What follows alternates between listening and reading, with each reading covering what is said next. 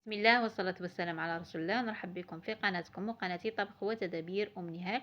كما شفتوا في العنوان وشفتوا في المقدمة، اليوم راح نديروا خلية النحل بأبسط المقادير. ما نسحقوا لا زبدة، ما نسحقوا لا بيض. تجي روعة كما راكم تشوفوا فيها، يعني ما شاء الله تجي قطنية خيوطها كما راكم تشوفوا فيهم، خفيفة خفيفة خفيفة ريشة. مقاديرها بسيطة متواجدة في كل بيت، تقدري ديريها لوليداتك ولا تديها معاك، يعني كي تجي خارجة ولا أي مناسبة. الاسانسيال بلا ما نطول عليكم راح نبداو في المقادير، وبسم الله على بركه الله. نحتاجو 3 كيسان تاع، او عفوا نحتاجو ربع كيسان تاع الفارينه كما راكم تشوفوا فيهم. هذا الكاس اللي يرفد 220 ملي، تقدروا تستعملوا اي عبار عندكم. انا استعملت ربع كيسان من هذا الكاس.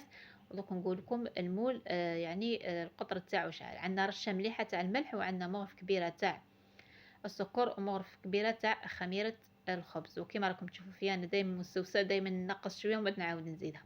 هنا عندي ربع تاع الكاس تاع الزيت، يعني خلاص ربع كاس تاع الزيت، ما نسحقوش الزبده.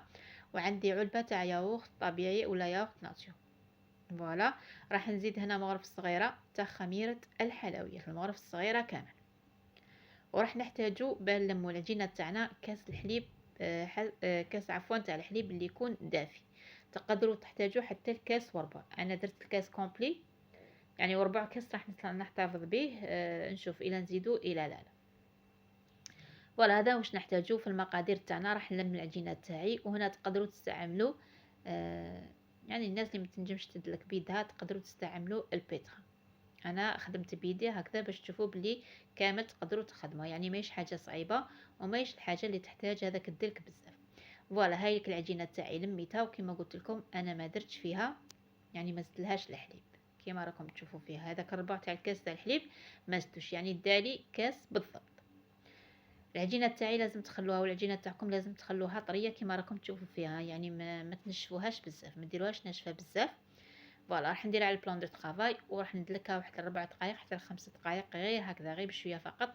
وهنا الا شفتوها تعجن معاكم بزاف ولا تلصق معاكم بزاف، ضيفوا لها رشه فقط تاع الفرينه كما درت انا هكذا، غير رشه فقط. يعني حاولوا تخلوها طريه، قيس ما خليتوها طريه قيس ما عطاتكم نتيجه افضل. فوالا راح ندلكها غير قيس من، يعني نشوفها ولات ليس معايا وتلمت كما راكم تشوفوا، يعني راح تتلم بالخف. حاولوا ما ديرولهاش الفرينه بزاف كما راكم تشوفوا. هذا هو القوام اللي نحوسوا عليه. راح نخليها تخمر، هنا اعطوها وقتها في الخمور، يعني ما تقلقوش فيها. وفوالا شوفوا بعد اللي خمرت يعني الحجم تاعها ضعف. راح نحاول نديغازيها كما راكم تشوفوا. العجينه جات الاستيك ودارت لي هذوك البنابل. هنا عرفوا بلي العجينه تاعكم راهي ناجحه 100%. عندي انا هذا المول اللي القطر تاعو 25 سنتيمتر. دهنته ودرت له البابي كويسون في القاعده تاعو، وراح ندير كريات كيما هكا. المهم البنات هنا نعطيكم واحد الملاحظه. انا لي بول تاعي ولا الخليه تاعي جاتني لي بول تاعي كبار بزاف. هذا المول يعني جاني باغابور العبر اللي درتو شويه صغير، ما عنديش مول واحد اخر. نتوما الا كان عندكم مول كبير شويه على هكذا ماذا بكم ديروا وصغروا لي بول تاعكم شويه. فوالا هذه هي الملاحظه فقط اللي نقولها لكم. يعني تقدروا ديروا ولا ديروا هكذا مول صغير وديروا دو مول كما نقولوا مول بالطول، ولا مهم نتوما والاخر. ليسونسيال قلت لكم انا لي بول تاعي جاوني شويه كبار، يعني نورمالمون يجوا شويه صغار على هكذا.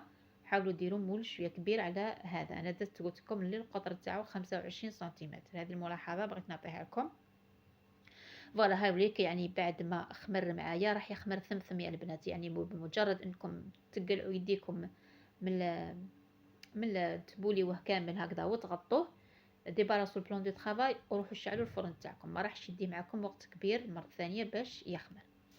بعد اللي دخلته للمول عفوا للفوق، يعني شعلت له من التحت وكشتو يعني بدا يحمر، شلعت له من الفوق كما راكم تشوفوا دا هذه التحميره. هنا عندي شويه تاع الماغارين مذوبتها، راح ندهنها من الفوق هكذا يعني طبقه باش تجيني هذيك لا بغيونس فيه. فوالا واللي يحب يعني اللي يحب لي بول تاعو يكونوا كبار هكذا استعملوا هذا المول عادي.